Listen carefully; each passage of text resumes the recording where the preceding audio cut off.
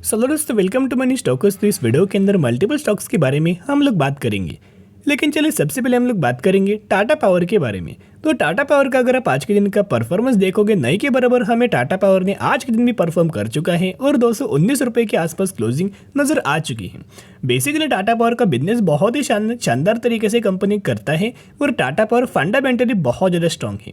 सबसे पहले company power segment से बिलोंग करता है। पावर के अंदर भी कंपनी का बिजनेस है, रिन्यूएबल के अंदर भी कंपनी का बिजनेस है, इलेक्ट्रिक व्हीकल्स के अंदर भी कंपनी का बिजनेस है और सोलर के अंदर भी कंपनी का बिजनेस है। यानी कि जिस भी सेगमेंट के अंदर आने वाले फ्यूचर में नीड होने वाला है, डिमांड होने वाली है, जो नीडी होने वाला है, उन सेगमेंट के अंदर कंपनी काम करता है। यानी कि टाटा पावर को जितना भी सेगमेंट्स है, नंबर ऑफ सेगमेंट्स, वो आने वाले फ्यूचर में डिमांड दोस्तों फुलफिल करके देने वाला है।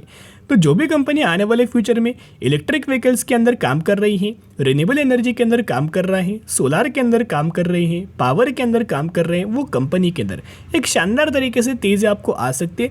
लेकिन टाटा पावर के अंदर बहुत सारे शेयर होल्डर्स ने पिछले 6 महीने से निवेश किया है, पिछले 1 सालों से निवेश किया है, पिछले 1.5 सालों से निवेश किया है। कोई ज़्यादा मूवमेंट्स हमें टाटा पावर के अंदर नजर नहीं आया। तो दोस्तों ऐसे कई कंपनीज के अंदर आपको नजर आता है। कंपनीज के अंदर आपको ढेर सारे पॉजिटिव अपडेट्स आए, फिर भी कोई भी कंपनी के अंदर दोस्तों हमें जंप नहीं आता।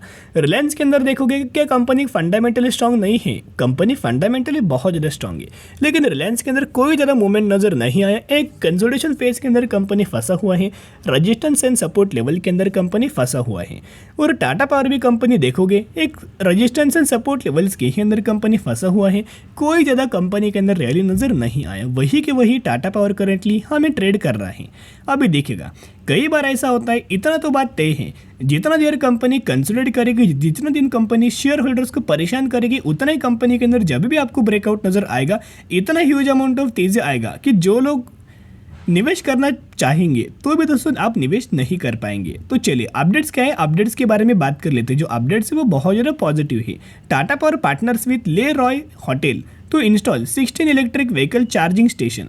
यानी कि आपको बताया कि कंपनी इलेक्ट्रिक व्हीकल का चार्जिंग स्टेशन मैन्युफैक्चरिंग करता है, एस्टेब्लिश करता है, इंस्टॉल करता है। तो उसी रिगार्डिंग टाटा पावर के ले रॉय होटल के साथ एक पार्टनरशिप हुआ है, जिसके अंदर टाटा पावर इस तरीके से स्टेशन हमें एस्टेब्लिश करने वाला है, इंस्टॉल हमें करने वाला है।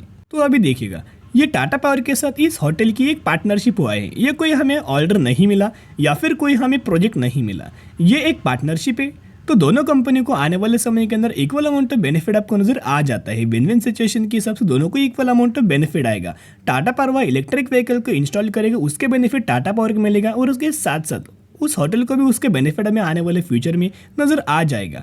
देखिएगा, कंप्लीट न्यूज़ अगर आप देखोगे, the location include Udaipur, Digha, Haridwar, Jammu, Tehri, Raipur, Corbett and कोटी।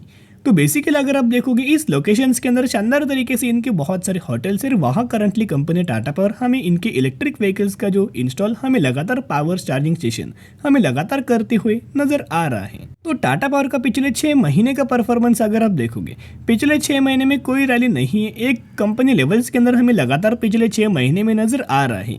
220 रुपये का सपोर्ट लेवल है और 200 रुपये का सपोर्ट लेवल है और 220 रुपये का रजिस्टेंस लेवल हमें नजर आया है।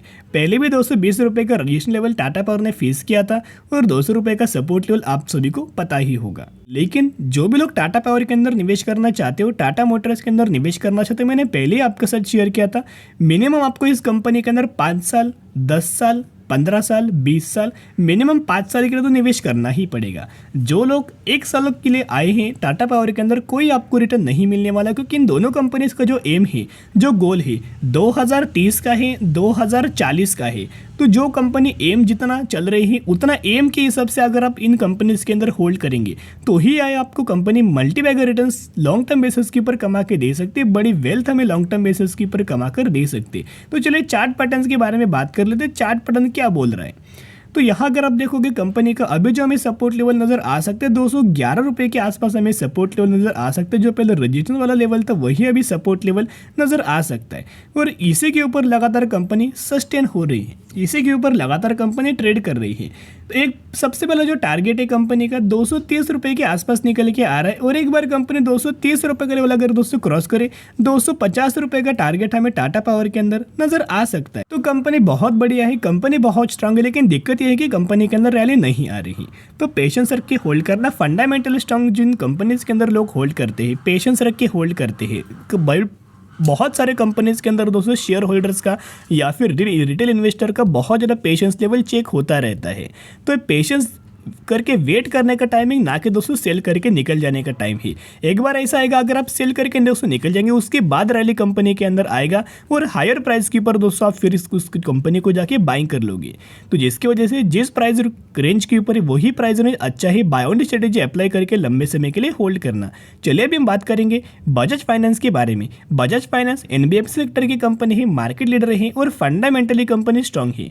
यही वो कंपनी है जिस कंपनी ने मल्टीबैग रिटर्न शेयर होल्डर्स बना के दिया हुआ है। अभी इसका मतलब ये नहीं कि कंपनी ने मल्टीबैग रिटर्न्स बना के दिया है तो आने वाले फ्यूचर में हमें और जो नए लोग एंट्री करेंगे इस कंपनी के अंदर, उन लोगों को ये कंपनी मल्टीबैग रिटर्न्स बना के नहीं देगी। लेकिन अगर आप इस कंपनी के अंदर 20 साल से निवेश किया होगा, यानी कि अगर आपने इस कंपनी के अंदर 2002 में 2005 में अगर निवेश किया होगा, तो ही कंपनी ने इतना ह्यूज अमाउंट ऑफ रिटर्न बना के दिया है। 1,22,000% का रिटर्न शेयर होल्डर्स को बना के दिया है। जिन लोगों ने 20-22 सालों से इस कंपनी के अंदर निवेश किया है, उन्हीं लोगों को 1,00,000% के आसपास कंपनी ने अच्छा खासा रिटर्न हमें बना के दिया हुआ है। यानी कि ऐसा बोला जाता है, अगर आप अच्छी कंपनी के अंदर रहोगे, लॉन्ग टर्म बेसिस के ऊपर होल्ड करेंगे, तो ये कंपनी आपका पैसा कंपाउंड करेगी। और जब तक आपका पैसा कंपाउंड नहीं होगा, तब तक बहुत बड़ी वेल्थ हमें कोई भी कंपनी क्रिएट करके नहीं दे सकती। तो दोस्तों आपको पता होगा कि बजाज फाइनेंस के अंदर आपको डिविडेंड का दोस्तों कंपनी ने अनाउंसमेंट किया था।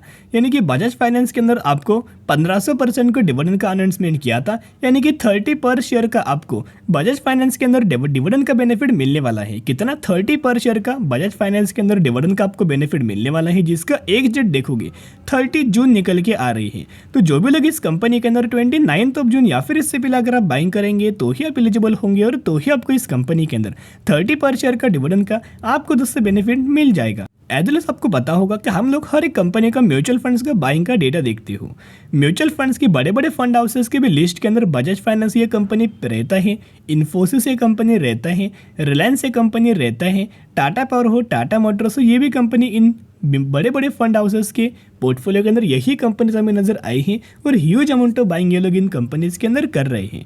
तो म्यूचुअल फंड्स का अगर आप बाइंग का डेटा देखोगे, बजाज फाइनेंस के अंदर बहुत बड़ी बड़ी खरीदारी नजर आ रही है। एक्सिस का एक फंड है 34,000 करोड़ की बाइंग, PGIM का फंड है 18,000 करोड़ की बाइंग, कैनरा का एक फंड है 16,000 करोड़ की बाइंग, कैनरा का एक फंड है 5,200 करोड़ की बाइंग, एक और हमें SBI का फंड निकल के आ रहे 91,000 करोड़ की बाइंग, PGIM का 1300-1400 करोड़ की बाइंग, इन्वेस्को का ऑलमोस्ट हमें 1,000 करोड़ की बाइंग और SBI का 1,50,000 करोड़ 1,50,000 करोड़ की खरीदारी नजर आ चुकी है। यानी कि म्यूचुअल फंड जिस तरह से कंपनी के अंदर गिरावट हो रहा है, जिस तरह से कंपनी के अंदर कंसोलिडेशन हो रहा है, उस तरह से लगातार म्यूचुअल फंड्स की खरीदारी इन फंडामेंटल स्टॉक के अंदर लगातार बढ़ रही है। तो चलिए बजाज फाइनेंस के इंपॉर्टेंट लेवल्स एंड टारगेट्स के बारे में दोस्तों डिस्कशन कर लेते हैं। अभी जो बजाज फाइनेंस के लिए जो इंपॉर्टेंट लेवल्स है, जो कि सपोर्ट लेवल अगर आप देखोगे 6,900 रुपए का extremely higher level support level है। पहले भी कंपनी ने 2 बार यही लेवल्स के ऊपर हमें कई बार दोस्तों सपोर्ट लिया हुआ था। लेकिन अगर ये सपोर्ट लेवल कंपनी ब्रेक करता है, तो फिर ये कंपनी आपको डायरेक्टली 5,700 रुपये के आसपास हमें ट्रेड करते हुए नजर आ सकता है। लेकिन इस वक्त चांसेस बहुत ही कम है, क्योंकि आपको सभी लोगों को पता होगा कि अगले महीने हमें क्वार्टर 1 का रिजल्ट हर एक कंपनी का आने वाला है। यानी कि बजाज फाइनेंस हर एक क्वार्टर के अंदर बहुत अच्छा परफॉर्म करता है। तो बजाज फाइनेंस के जब भी दोस्तों बहुत अच्छा परफॉर्म करता है, वही से कंपनी के अंदर रैली नजर आता है। और करंटली कंपनी लाइफ टाइम वाला हाई जो कंपनी ने क्रिएट किया था 7,800 रुपये का, उसको ब्रेक करने के लिए बहुत ज़्यादा कोशिश कर रहा है।